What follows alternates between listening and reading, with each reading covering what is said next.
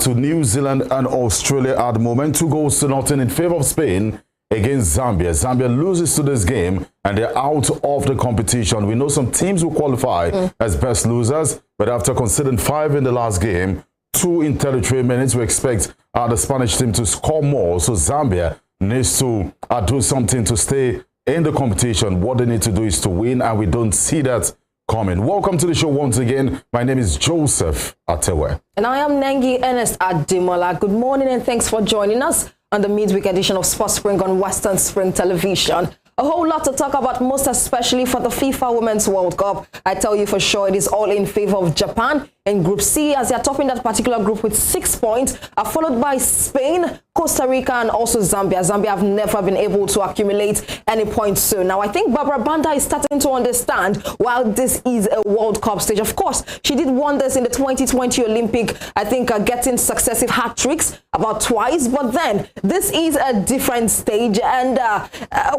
according to them now, their performances currently are not helping matters. But let's see how things pans out to be. Just like Joseph has already dropped an update as it concerns that one. 2 goals in 30 minutes against Zambia already. They're playing Spain.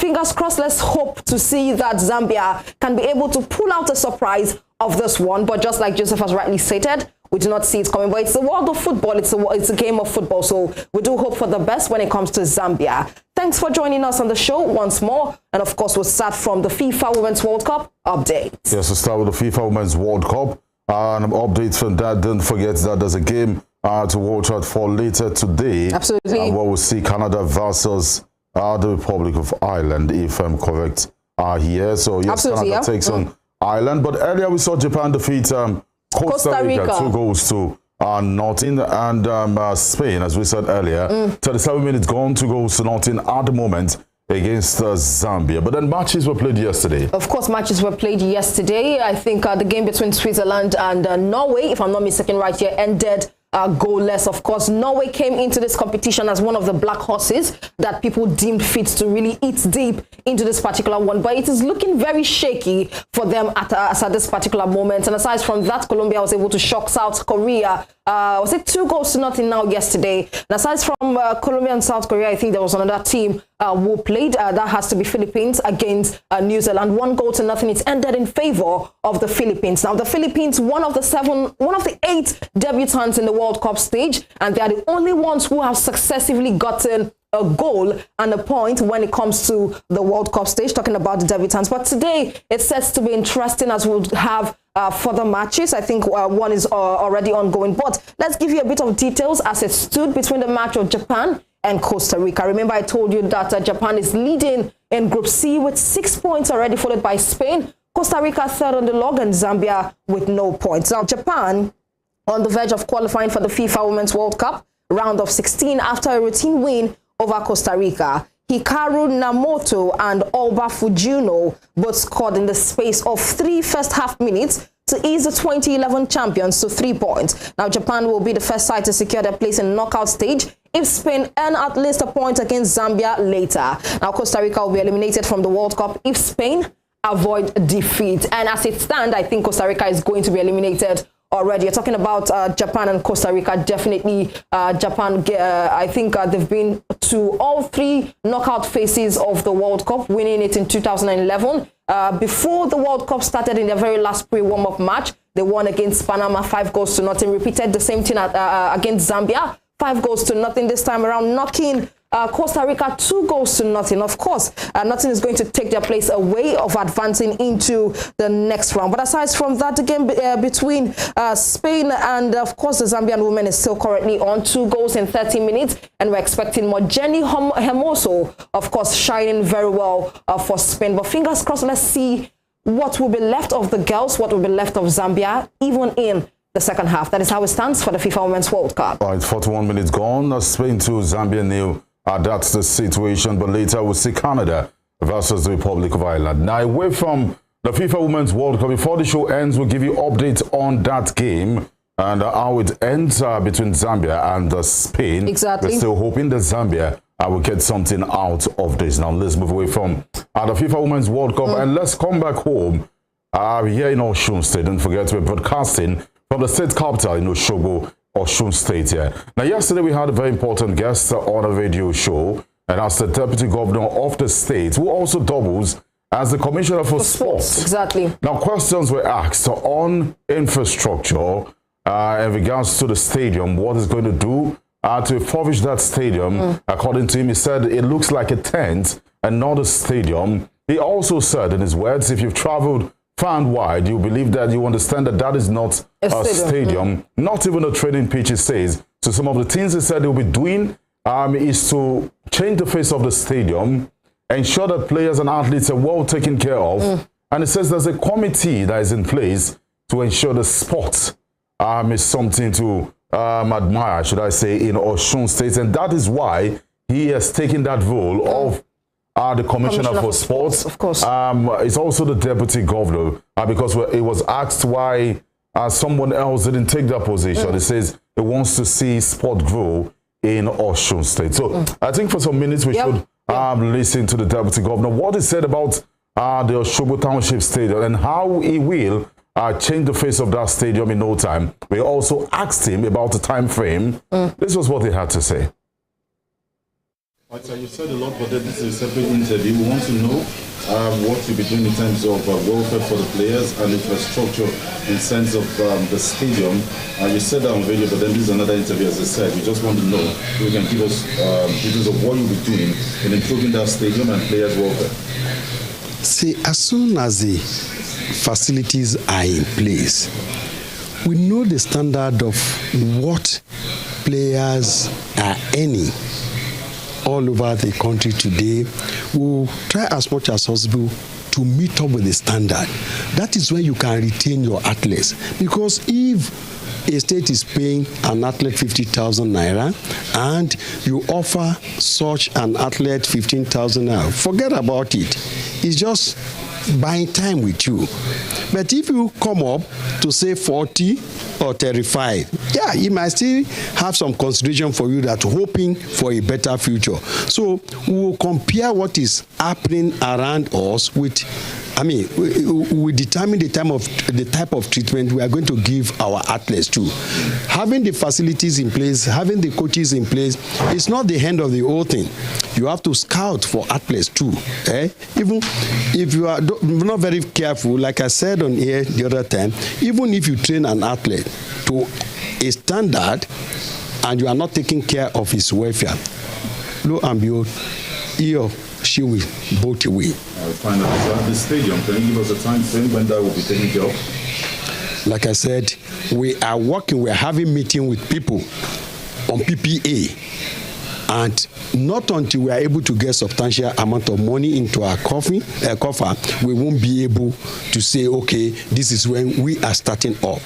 Say, today I've directed that they should get people who knows about stadium building, who has handled different stadia before. Let them come in, go and inspect the place, and come up with a proposal how we can modify that place.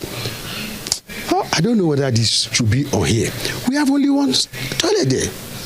So how can you tell me you have a stadium that has only one toilet when you have millions of people and you say people are pooping under the staircase? You should expect that.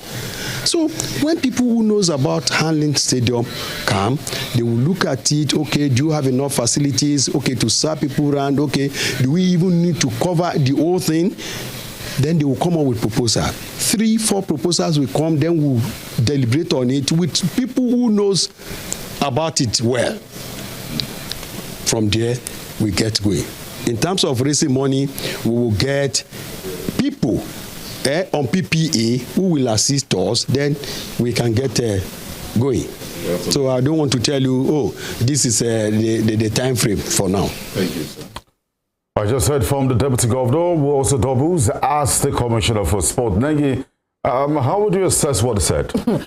Honestly, while he was saying all of this, I think because we had about 30 minutes of conversation with him on Rave 91.7 FM, well spoke. I mean, he did speak well, rather, yesterday. And he was hammering on infrastructural development. Of course, that is one main thing, because without infrastructure, you wouldn't even be able to gather athletes from far and wide. You wouldn't even be able to want to train these athletes and groom them as young talents up until they can be able to represent you at different. But then there is a billion-dollar question now.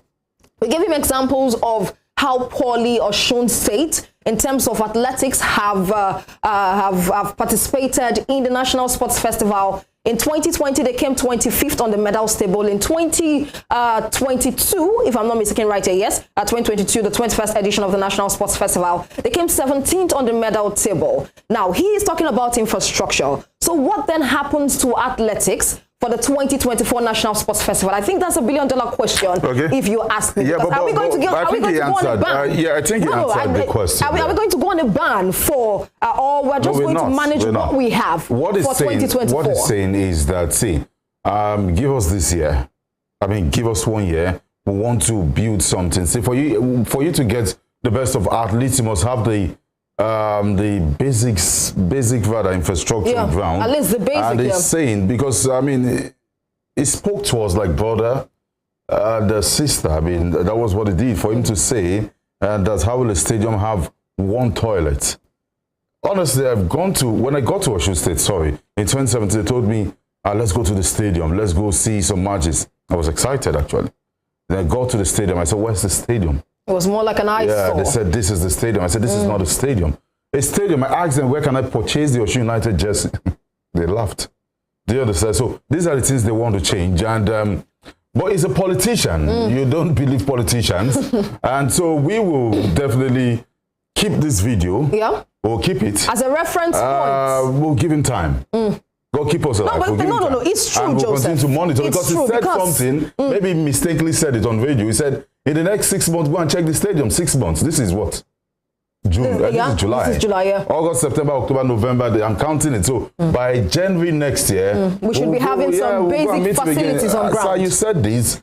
And I didn't say that. Maybe watch this video. We'll show you. It's true, because I think we've had administration so far so good, not just in Osun State, but in other states, whereby they come and tell you about the fact that it's a new dawn. We're going to do this, infrastructural development and everything. And at the end of the day, we as sports journalists will still come on air, complain about the same things we've been saying, reiterating the same things we've been saying. I was speaking to Yemilawa one time. He was the past commissioner under Oyetola, and when he assumed office, you know, the normal thing you do, Swan, we went to visit him. He was happy. The stadium made promises. He said, have you visited Wembley? At that point, I knew something was wrong, you know, saying a lot. And the 4 years they spent, nothing, Nengi, nothing, absolutely nothing. You know, so the only thing, to be fair with them, will be the pitch. They changed the pitch, actually, and make it look green. But then, as I said, as a politician, is meant to defend any of the questions thrown at him. But then because of time, of course, they've made mention of something, of course, which we're hoping that they would actually work on in the next 6 months or in the next 1 year, however the time frame is, and that is in facilities and infrastructure. So we're hoping for the best and the better when it comes to sports in general for Osun State. Let's move on with more stories now. Absolutely. And let's talk about the CAF draws that were held yesterday. Remember, we have the likes of Bendel Insurance, Eimba, Remo Stars, of course, representing us at the continent this time around. So let's give you a bit of details as it concerns the CAF draws. Now, the Nigerian 2023 Federation Cup winners, Bendel Insurance, have been paired to play against Algerian FA Cup champions, Association Sportive Olympique de Chelf, in the first preliminary stages of the competition. Now, this was revealed following the draw conducted at the CAF headquarters in Cairo, Egypt, on Tuesday, July 25th. That was yesterday. Now, the Benin Arsenal will be playing host to the North African football giants at the 15,000 capacity Samuel Ogbemudia Stadium, Benin, on August 20th, and later travel to Algiers for the revised fixtures on August 27th, 2023 at the 18,000 capacity Mohammed Bozmerzrag Stadium in Chelf, Algeria. And of course, the winners in two-legged fixtures will, in the second round of the qualifiers, play against RS Bekane of Morocco for a place in the group stage. That is how it stands. And of course, Bendel Insurance has been paired with a very difficult side. But let's see how it stands. Also for Eimba FC, and what's their name now? Remo Stars. I think they have tough oppositions in this one, but hopefully they can be able to go through. So let me see if we can give you the names. Now, Enyimba International, of course, won the Super 6, and following the draws conducted yesterday, Enyimba will travel to the North African country to face Ali Benghazi of Libya in the first preliminary round. One thing I want Elegbele to do, honestly, is to ensure that every of the clubs in the Nigeria Premier Football League have a good academy. An academy where players graduate into the club itself. That way you have active football. Absolutely. You see Egbons, you know what they call Egbons? Old men. Yeah. Elderly people. They can't put them on the run, they will fall. And that is what the North Africans are always in. Like the picture. I don't know if the director can zoom in that picture. I want to show you something. The Samuel guy. This is someone that's been playing in the Nigeria Premier Football League for more than 15 years. You are playing in the league for more than 15 years. Nengi, this is 2023. Your age don't go like that. The one, yes, the one that did his hand like. Yeah, you know, you have been playing in the league for more than 15 years.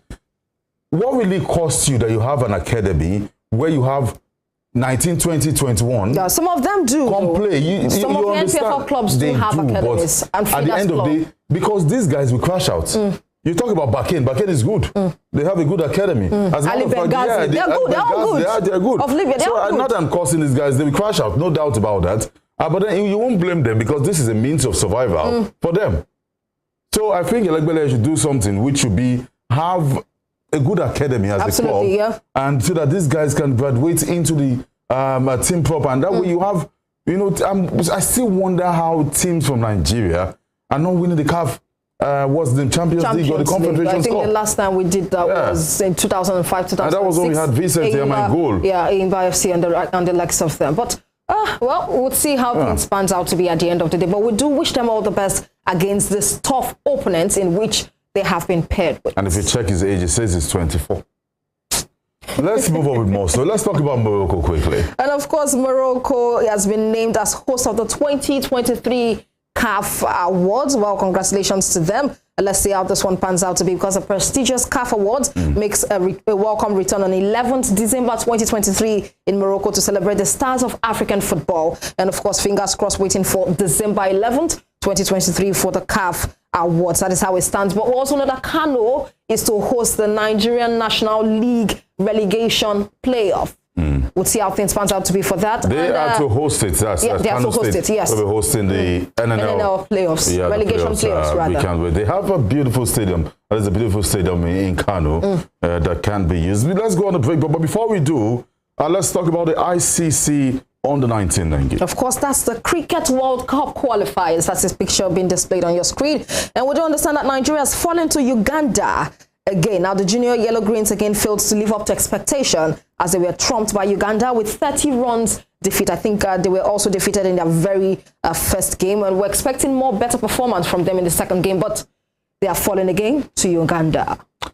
That's it from the local scene. We also gave you updates on the FIFA Women's World Cup that is currently going on. Let's see, 45+6, 2-0 in favor of Spain against Zambia. We're still waiting to see what Zambia can bring to the table. If it ends this way, Zambia automatically are out of the competition. It means that Japan and Spain will be fighting for who tops the table, as both countries will have qualified to the next phase of the competition. Of course, and do not forget that I think around 11 a.m. would have the third match rather of the day, and that has to be between the Canada women, that's defending Olympic champions, and the Republic of Ireland, who are also debutants. It's set to be an interesting one. And don't forget, that's the group Nigeria lies.